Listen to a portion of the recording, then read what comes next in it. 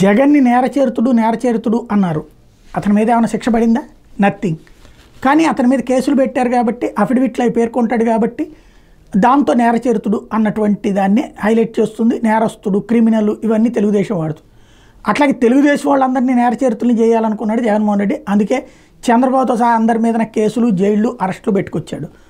అది ఇప్పుడు ఆ కసి ఫలించినట్టుంది. ఎందుకంటే తాజాగా చూస్తే ఏడీఆర్ ఏదైతే అసోసియేషన్ ఫర్ డెమోక్రటిక్ రిఫార్మ్స్ ఉందో ఆ సంస్థతో పాటుగా ఎలక్షన్ వాచ్ ఇద్దరు కలిసి ఇచ్చినటువంటి సర్వేలో తేలినటువంటి లెక్క ఏంటయ్యా అంటే, నేషనల్ ఎలక్షన్ వాచ్ వాళ్ళు ఆంధ్రప్రదేశ్లో 19 మంది నేరచేరుతులని చూపెట్టారు.